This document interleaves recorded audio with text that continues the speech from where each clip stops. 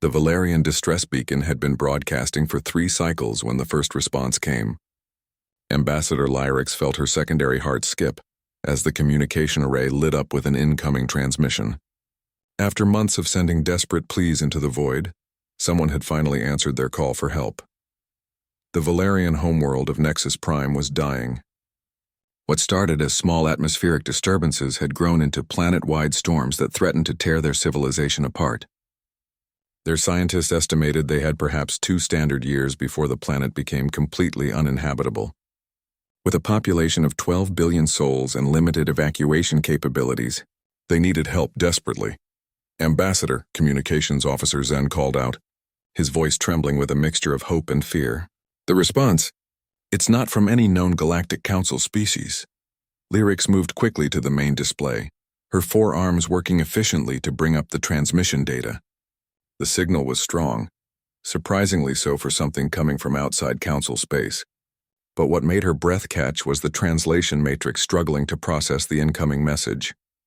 Unknown species responding to Valerian distress call, the voice was deep, carrying an odd resonance that made the translator work overtime. "We have received your SOS and are currently en route to your position. Estimated arrival in 47 standard days. Maintain current position and prepare landing coordinates for heavy evacuation vessels." The message was brief, professional, but something about it sent chills through Lyrix's scaled skin. Heavy evacuation vessels. No Council species possessed ships capable of mass evacuation on the scale the Valerians needed. The largest transport ships in the galaxy could carry maybe 50,000 beings at most. "Sir, there's more." Zen's voice was barely above a whisper. "They've included technical specifications for their ships. The data? It doesn't make sense." Lyrix reviewed the attached files, her scientific mind struggling to comprehend what she was seeing. These beings claimed to have vessels capable of carrying 2 million passengers each. The power requirements alone should have been impossible with any known technology. Their ships appeared to be massive, crude-looking constructs that seemed more like flying cities than spacecraft. "What do we know about their homeworld?" she asked, hoping for some context that might explain these impossible claims. Zen pulled up the stellar cartography data, tracing the signal back to its origin point. When the location appeared on screen, several of the bridge crew stepped back instinctively. The signal was coming from a system on the very edge of known space, in a region the Council had marked as a quarantine zone. "That's impossible," Chief Science Officer Vorn spoke up, his tentacles writhing with agitation. "That sector contains only Deathworlds. Nothing could evolve there, let alone develop space travel." Deathworlds. The term sent a collective shudder through the bridge crew. These were planets so hostile, so utterly alien to normal life that the Council had declared them off limits. Worlds with crushing gravity, toxic atmospheres, extreme temperatures, or radiation levels that would kill most known species within minutes. "Run a deep scan on the signal's origin point," Lyrix ordered, though she dreaded what they might find. The results came back within the hour, and they were even more disturbing than anyone had anticipated. The 3rd planet in that system registered as a Class 12 death world, the highest possible rating on the danger scale. Gravity nearly 3 times galactic standard, an atmosphere filled with corrosive gases, massive temperature swings, and geological activity that should have made complex life impossible. Yet the signals were definitely coming from there. Not just the response to their distress call, but thousands of other transmissions, radio chatter, data streams, communication networks. It was a thriving technological civilization living on a world that should have been barren rock. "Ambassador," Vorn's voice was tight with fear. "If beings evolved on that world, if they call that nightmare home, what does that make them?" The question hung in the air like a toxic cloud. Every species in the Council had evolved on relatively peaceful worlds. Sure, there were minor variations in gravity, atmosphere, and temperature, but nothing like this. Nothing that would force evolution to create beings capable of surviving in such hellish conditions. They called themselves humans in the transmission, Zen added quietly. Cross-referencing Council databases shows no record of this species. They're completely unknown to our civilization. Lyrix stared at the display showing the projected arrival time, 47 days until these mysterious humans arrived at Nexus Prime. 47 days to prepare for first contact with beings who had evolved in hell itself. The irony wasn't lost on her that in their desperate hour, Calling out to the stars for salvation, they had been answered by what could only be described as Deathworlders.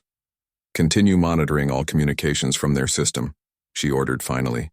"I want to know everything we can about these humans before they arrive. And prepare a full briefing for the Council. They need to know what's coming."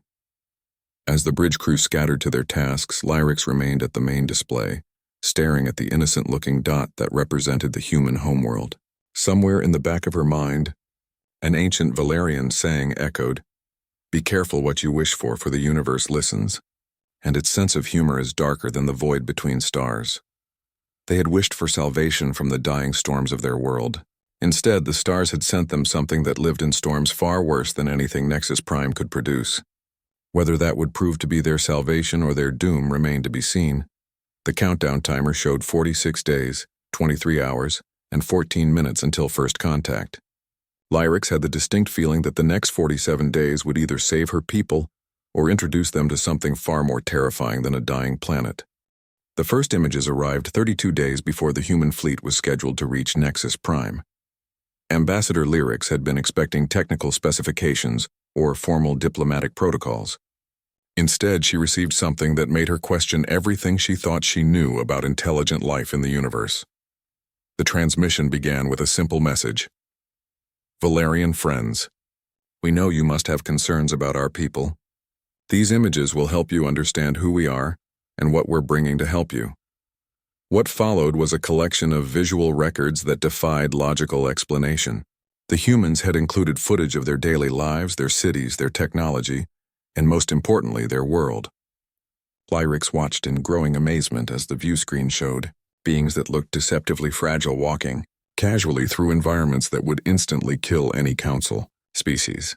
The first scene showed a group of young humans engaged in what their transmission labeled as recreational activities. They were jumping from aircraft at extreme altitude, falling through the sky for what seemed like impossible distances, before deploying primitive fabric parachutes.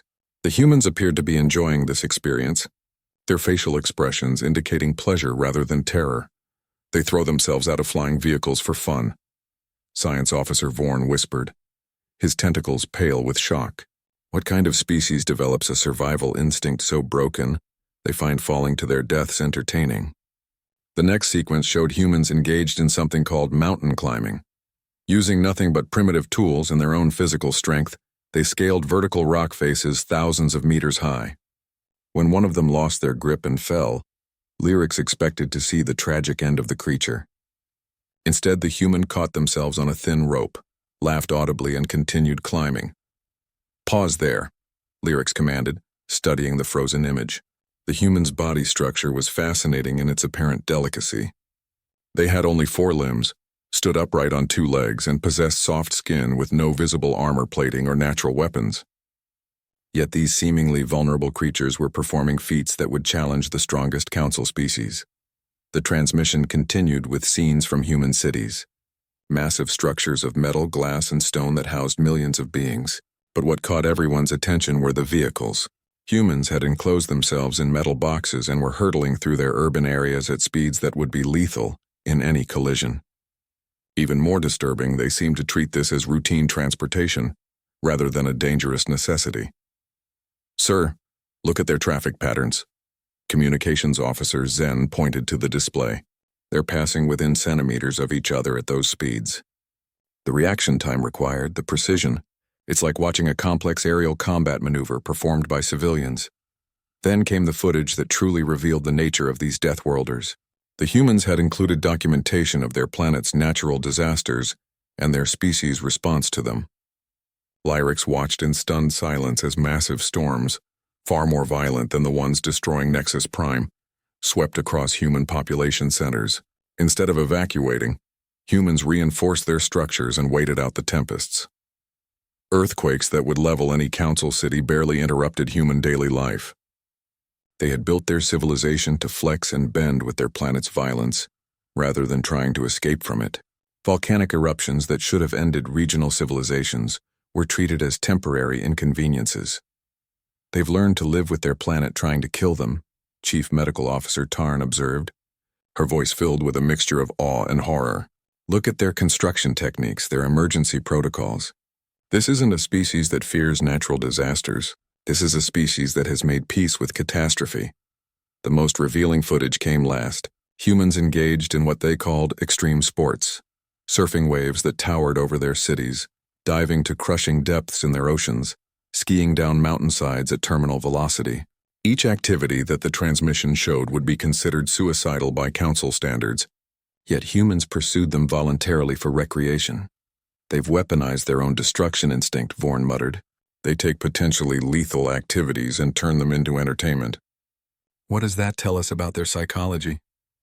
But it was the final sequence that made Lyrics realize they might have underestimated the humans' offer of help. The footage showed massive construction projects, entire landscapes reshaped in matters of days. Humans moving mountains, redirecting rivers, building cities in environments that should have been completely uninhabitable. The construction machinery was crude but effective, operated by humans who worked in conditions that would require full environmental suits for any council species.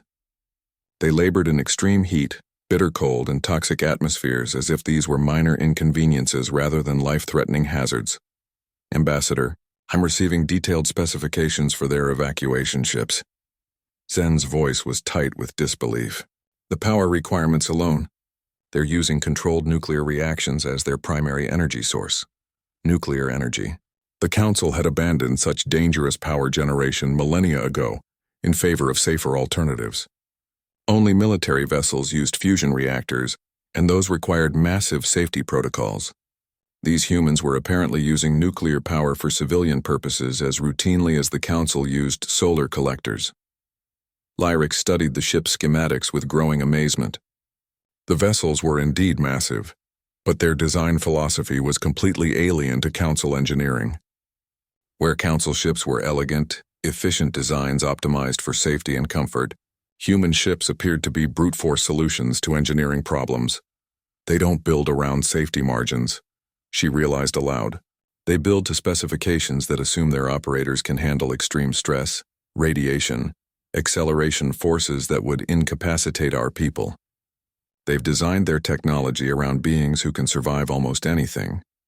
The transmission concluded with a personal message from someone identified as Admiral Sarah Chen, the leader of the incoming human fleet.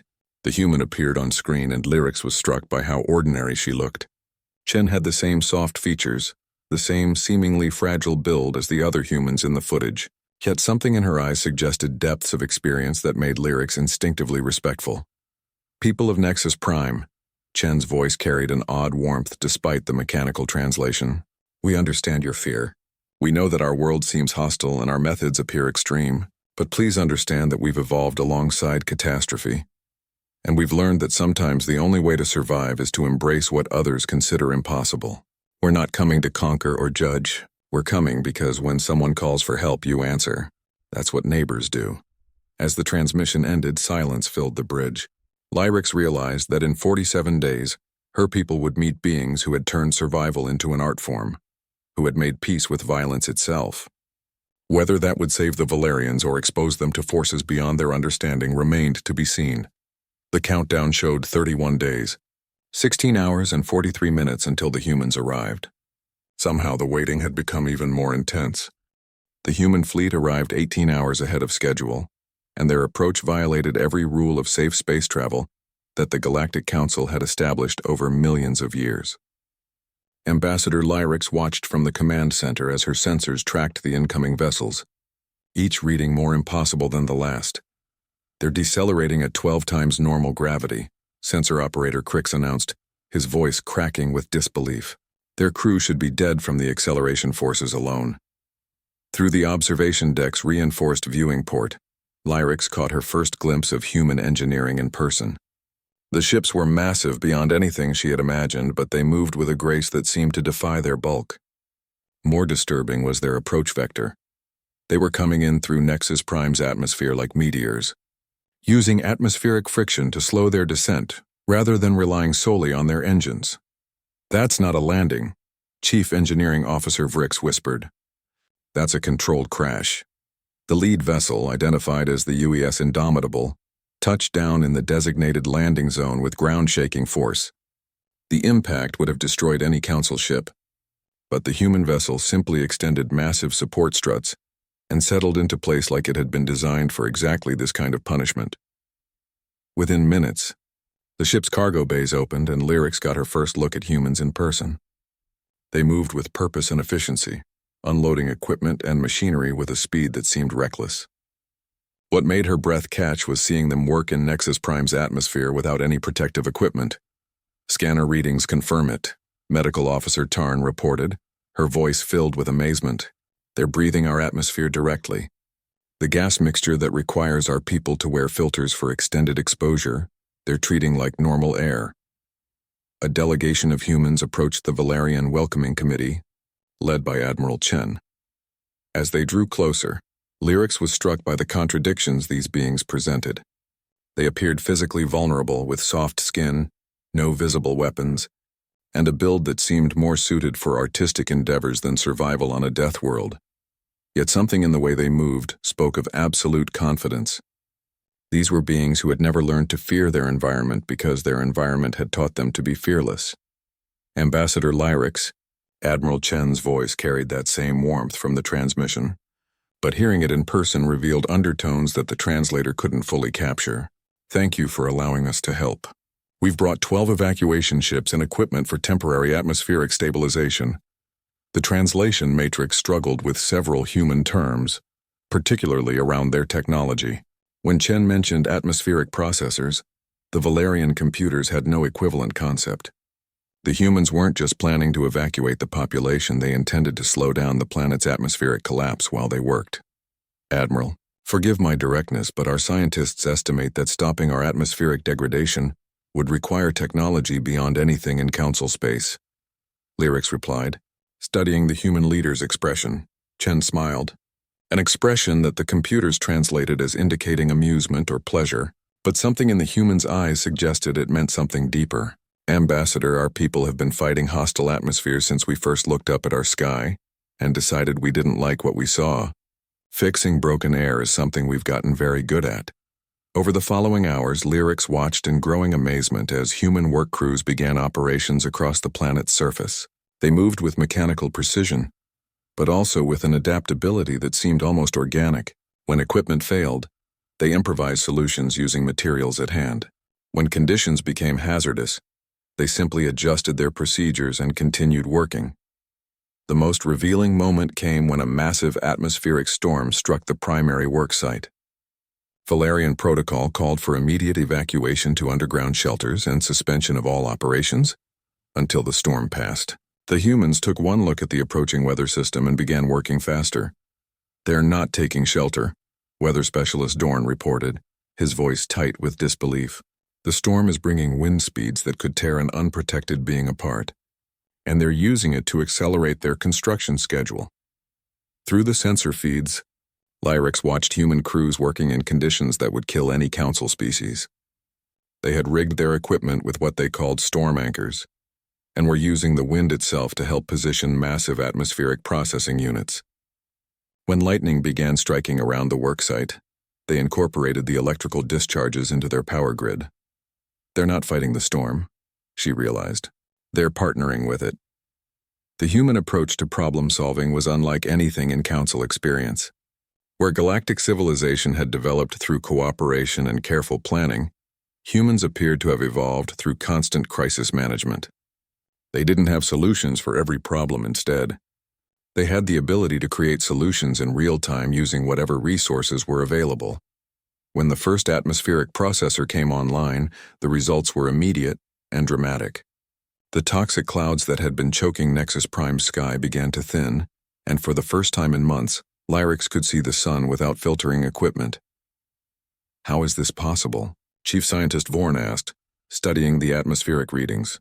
They've reversed 3 months of degradation in 6 hours. Admiral Chen overheard the question and approached the Valerian science team. The trick isn't stopping the problem, she explained.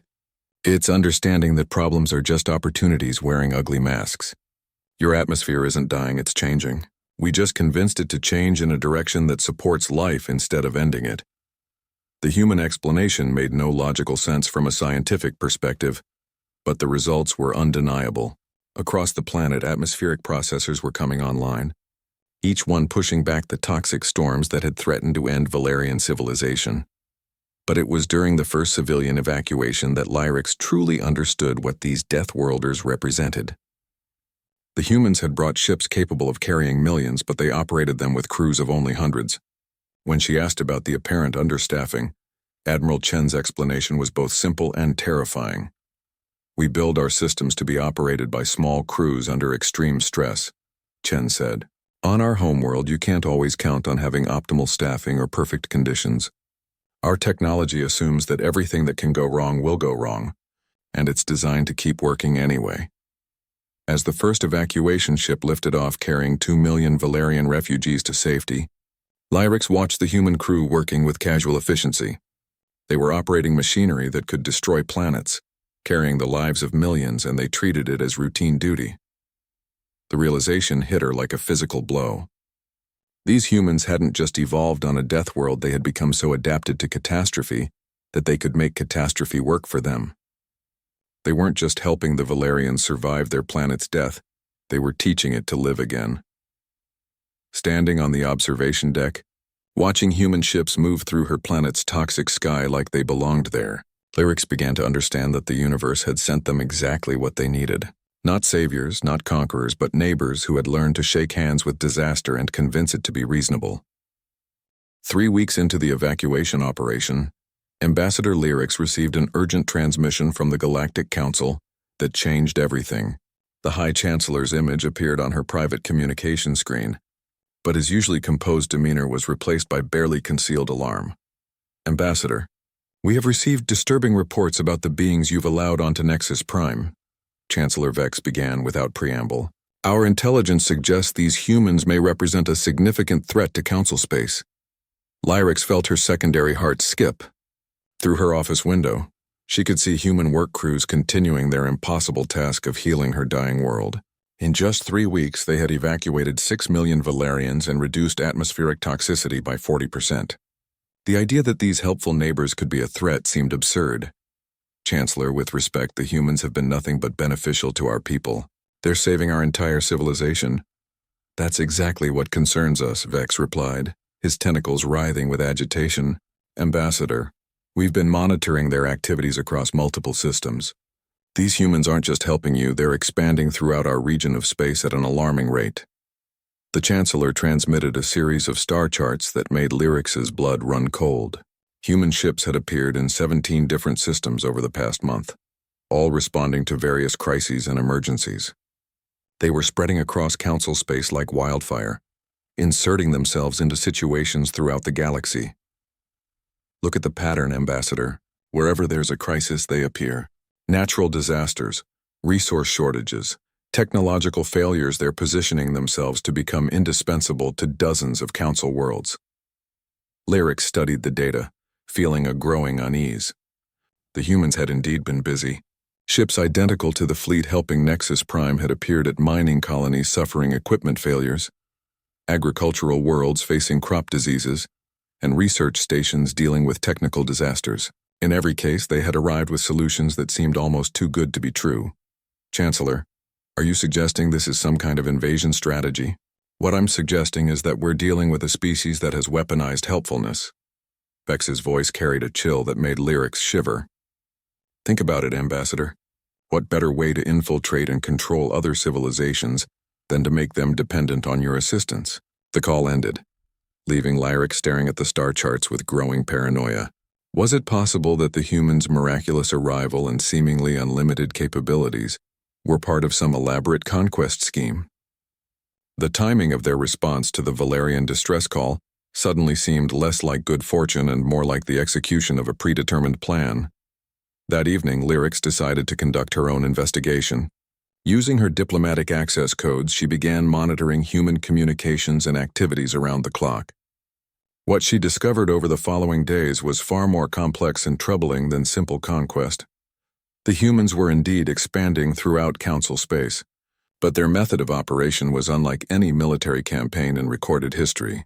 They arrived in response to genuine crises, solved the immediate problems with remarkable efficiency, and then stayed, not as occupying forces, but as permanent neighbors who continued to help long after the initial emergency had passed.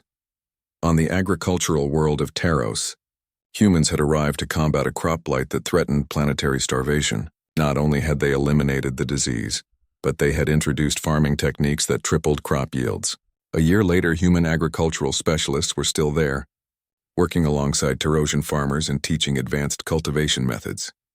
At the mining colony on Kepler's Rock, human engineers had solved a critical equipment failure that would have stranded the entire population. They had then proceeded to completely redesign the mining operation, making it safer, more efficient, and more profitable. Human technical advisors had become permanent residents, helping the colony expand beyond anything the original planners had imagined. The pattern was consistent across every system where humans had appeared. They solved the immediate crisis, improved the existing situation dramatically, and then integrated themselves into the local community as helpful neighbors rather than departing conquerors. But the most disturbing discovery came when Lyrics analyzed the economic impact of human involvement. Every world they had helped was experiencing unprecedented prosperity. Their technology, their methods, their simple presence seemed to elevate entire civilizations to new levels of achievement. They're not conquering us, she realized with growing alarm. They're improving us. The implications were staggering. If the humans continued their expansion at the current rate, within a generation they would be involved in the daily operations of most council worlds. Not as rulers, but as indispensable partners whose absence would cause economic and technological collapse. It was a form of conquest more subtle and complete than anything achieved through military force. They were making themselves necessary to the continued survival and prosperity of galactic civilization. Lyrics's investigation was interrupted by an emergency alert. Long-range sensors had detected a massive spatial anomaly approaching the Nexus Prime system. The readings were unlike anything in Council databases, massive gravitational distortions moving at impossible speeds, surrounded by energy signatures that suggested artificial origin. Admiral Chen was in the command center within minutes of the alert, studying the sensor data with an expression that Lyrics had never seen on a human face before. For the first time since they had arrived, Chen looked genuinely concerned. "Admiral, our sensors can't identify the approaching objects," Lyrics reported. "Are you familiar with these readings?" Chen was quiet for a long moment, her eyes fixed on the display. When she finally spoke, her voice carried undertones that the translator struggled to process. "Ambassador, those are Devourers, and they're coming here because they detected our activities in this system." The word Devourers sent a chill through every being in the command center, though none of them understood why. The human translation matrix couldn't find an equivalent term in any council language, but something about the concept itself was terrifying. "What are Devourers?" Lyrics asked, dreading the answer. Chen turned to face the assembled Valerian command staff, and for the first time, Lyrics saw something in human eyes that she recognized: fear. "They're the reason we learned to survive on Deathworlds, Ambassador. They're the reason we became good at solving everyone else's problems. Because if we hadn't learned to be useful to our neighbors, there wouldn't be any neighbors left." Outside the command center, human work crews were already shifting from evacuation operations to what appeared to be combat preparations. Ships were being reconfigured, weapon systems were coming online, and the humans were moving with the same casual efficiency they had shown in their rescue operations. But now Lyrics understood that their helpfulness hadn't been a disguise for conquest. It had been preparation for war against something far more dangerous than territorial expansion. The humans weren't trying to rule the galaxy. They were trying to save it from something that wanted to consume it entirely. The approaching energy signatures grew stronger by the hour, and Lyrics realized that the next few days would reveal whether humanity's gift for turning disasters into opportunities would be enough to handle a disaster that they themselves feared. The Devourers arrived at dawn on the 32nd day of human presence on Nexus Prime, and their appearance shattered every assumption the Valerians had made about the nature of reality itself. Through the command center's main display, Ambassador Lyrics watched as space itself seemed to tear open, disgorging creatures that defied comprehension. They were not ships in any conventional sense. The Devourers were living vessels, organic constructs the size of small moons that pulsed with bioluminescent patterns that hurt to look at directly. Their forms shifted constantly, as if they existed in multiple dimensions simultaneously, and what the Valerians could see was merely a shadow of their true nature. "How many?" Admiral Chen asked, her voice carrying the same calm professionalism she had shown during the evacuation operations. "Sensors detect 17 primary entities," Sensor Operator Crix reported, his voice trembling. "Energy signatures are..." "Admiral, their reading is greater than our entire stellar output." Chen nodded as if this was exactly what she had expected. "Standard Devourer pack formation. They're scouting for inhabited systems to harvest." She turned to face Lyrax with an expression that was somehow both grim and reassuring. "Ambassador, I need you to understand something. Your people can't fight these things. Neither can any other council species. This is why humans exist." The statement was so matter-of-fact, so casually delivered, that it took Lyrax several seconds to process its implications. "What do you mean, this is why humans exist?" "We evolved alongside the Devourers," Chen explained, gesturing toward the display where the alien monstrosities were beginning to move toward Nexus Prime. "Our homeworld, Earth, sits at the intersection of 17-dimensional barriers. We've been fighting these things for 50,000 years. Every disaster on our planet, every hostile environment, every impossible survival challenge, it was all preparation for this. The humans around the command center were moving with mechanical precision, implementing protocols that seemed to have been rehearsed countless times. Emergency beacons were being deployed. Evacuation ships were moving to protective positions, and weapons systems that Lyrax hadn't known existed were powering up across the human fleet.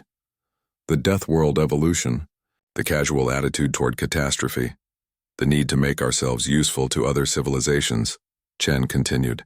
"We learned early that the only way to survive the Devourers was to become indispensable to everyone else. If they destroy us, they destroy the galaxy's ability to defend itself." Through the viewports, Lyrax could see the first of the Devourers beginning its approach toward the planet. Its form writhed and shifted, and where its energy fields touched the edges of Nexus Prime's atmosphere, matter simply ceased to exist. These beings didn't just kill, they unmade things at a fundamental level. "Admiral?" Communications Officer Zen called out, his voice cracking with panic. "The Galactic Council fleet has arrived. They're demanding to know why humans are present in Council space, and threatening to engage both us and the unknown hostiles." Chen closed her eyes briefly, and Lyrax caught a glimpse of the enormous burden these humans carried. They had spent millennia becoming the galaxy's emergency response team, making themselves indispensable to civilizations that didn't even know they needed protection. "Open a channel to the Council fleet," Chen ordered.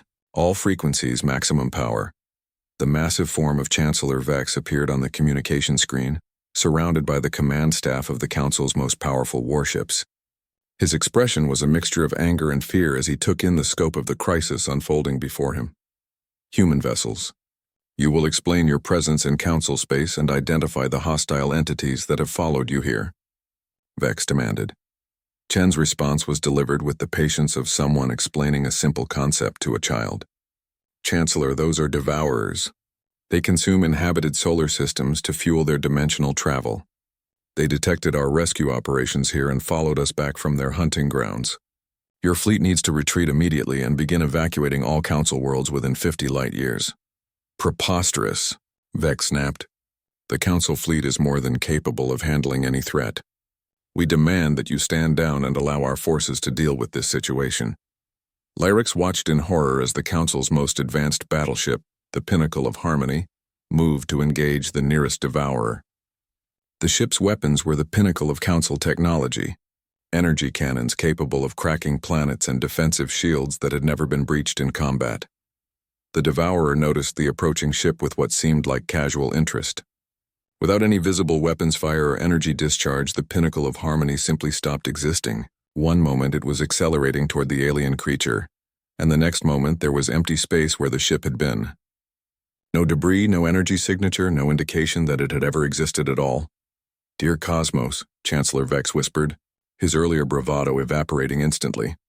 "Chancellor, with respect, you've just lost your flagship to a baby Devourer," Chen said, her tone remaining conversational. "The big ones haven't even noticed you're here yet. I strongly recommend withdrawing your fleet while you still have a fleet to withdraw." The Council ships began retreating immediately, But Lyrics noticed that the human vessels were moving in the opposite direction. Instead of fleeing from the impossible creatures, they were positioning themselves between the Devourers and the planet. "Admiral, surely you're not planning to engage these things directly," Lyrics said, remembering the casual ease with which the Council's most powerful ship had been erased. Chen smiled, and for the first time, Lyrics saw something predatory in the expression. "Ambassador, these things have been trying to eat our galaxy for 50 millennia. We've gotten very good at giving them indigestion." The human fleet moved into attack formation, but their tactics were unlike anything in Council military doctrine. Instead of trying to match the Devourers' overwhelming power, they were using speed, coordination, and what appeared to be intimate knowledge of their enemies' behavioral patterns. The first human ship to engage didn't attack the Devourer directly. Instead, it fired what appeared to be a collection of small probes that dispersed around the creature in a complex pattern. The Devourer's response was immediate and violent, its reality-warping fields lashing out to destroy the probes. But the probes weren't weapons, they were bait. As the Devourer focused on eliminating the perceived threats, its attention was divided among dozens of targets. In that moment of distraction, 3 human ships struck simultaneously, not at the creature itself, but at specific points in space around it. The effect was dramatic. The Devourer's form suddenly stabilized, its reality-shifting abilities suppressed by whatever the humans had done. For the first time since it had arrived, the creature appeared vulnerable. "Dimensional anchor field established," one of the human technicians reported. "Target locked into standard space-time." Chen nodded approvingly. "Now we can hurt it. All ships commence harassment protocol 7. What followed was a display of tactical precision that left Lyrics speechless. The human fleet moved like a single organism, each ship playing a specific role in a complex dance around the trapped Devourer. They didn't try to destroy it outright. Instead, they systematically dismantled its ability to function. Energy weapons disrupted its dimensional fields. Specialized missiles severed its connection to whatever realm it originated from. And boarding parties, yes, humans were actually boarding the creature, began sabotaging it from within. "You board these things?" Lyrics asked, unable to hide her amazement. "Standard operating procedure," Chen replied casually. "Devourers are most vulnerable from the inside. We've learned that the hard way." As Lyrics watched, the first Devourer began to collapse in on itself, its reality-warping abilities failing completely.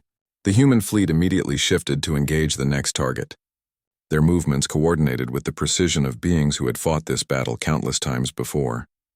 But there were 17 Devourers, and only 12 human ships. Even with their incredible tactics and specialized equipment, the mathematics of the situation seemed impossible. Yet none of the humans showed any sign of concern about the odds they faced. "Admiral," Lyrics said quietly, "how do you plan to handle 17 of these creatures with only 12 ships?" Chen's smile widened, and Lyrics realized there was something the humans hadn't mentioned yet. "Ambassador, these aren't the only human ships in the area. We've been preparing for this fight for a very long time." The moment Admiral Chen finished speaking, space around Nexus Prime erupted with the arrival of the largest fleet Ambassador Lyrics had ever seen. Human ships materialized from every direction, emerging from what appeared to be empty space as their stealth systems disengaged. They had been there all along, waiting and watching, but these weren't evacuation ships or atmospheric processors. These vessels were pure instruments of war designed for one purpose: fighting creatures that could unmake reality itself. Their hulls were covered in geometric patterns that hurt to look at directly, and they moved through space with a fluid grace that suggested they operated on principles beyond conventional physics. "Fleet command to all vessels," Chen's voice carried across every communication channel. "Devourer pack confirmed at 17 entities. Initiate full spectrum engagement protocol. Remember, people, we're not just fighting for Nexus Prime today.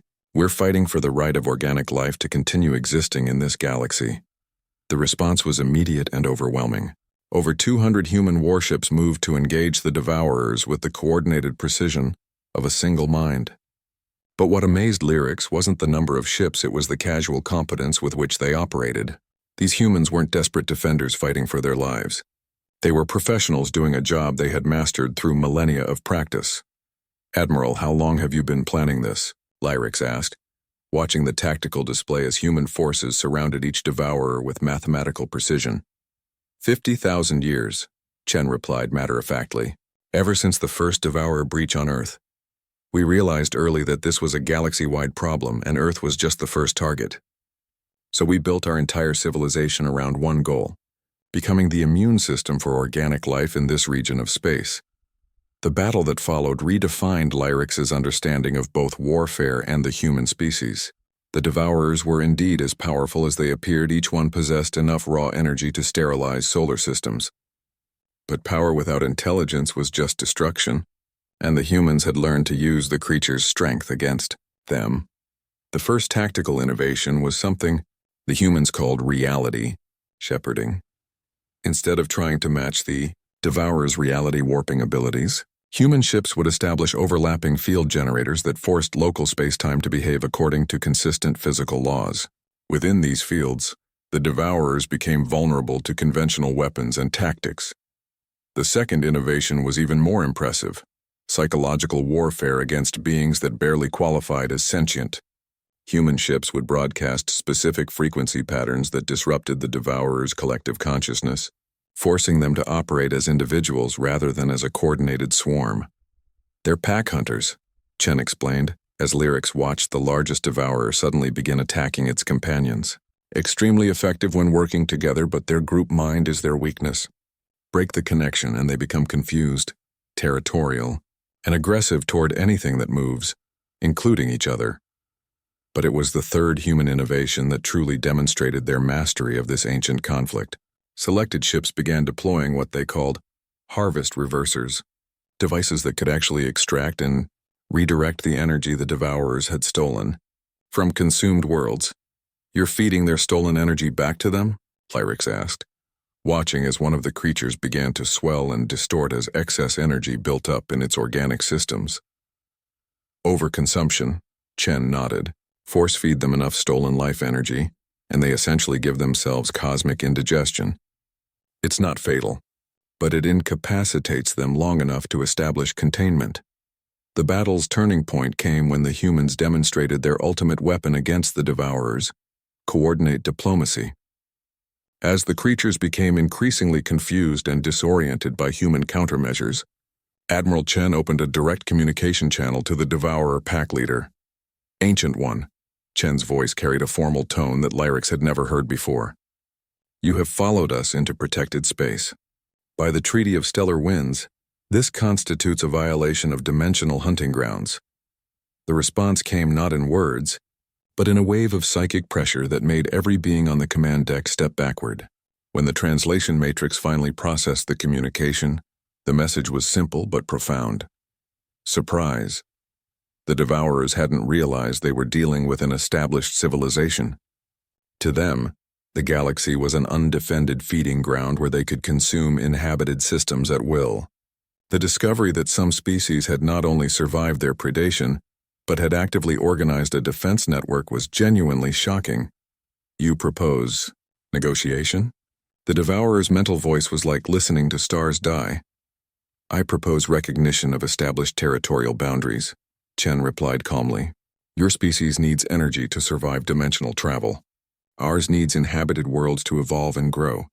There's a middle ground where both species can coexist without mutual destruction."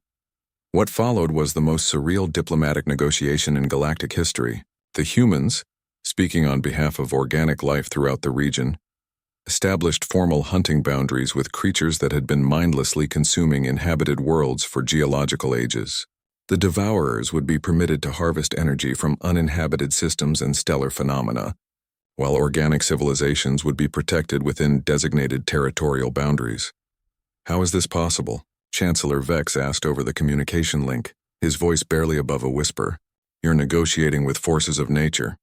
"Everything can be negotiated with," Chen replied. "You just have to understand what they need and find a way to give it to them without sacrificing what you need. It's the same principle we use for atmospheric storms and volcanic eruptions. You don't fight the hurricane, you redirect it."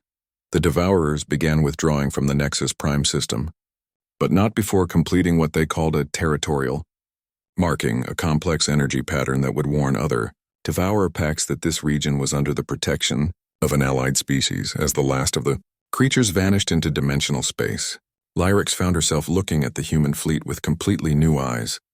These weren't conquerors or saviors or even mysterious aliens.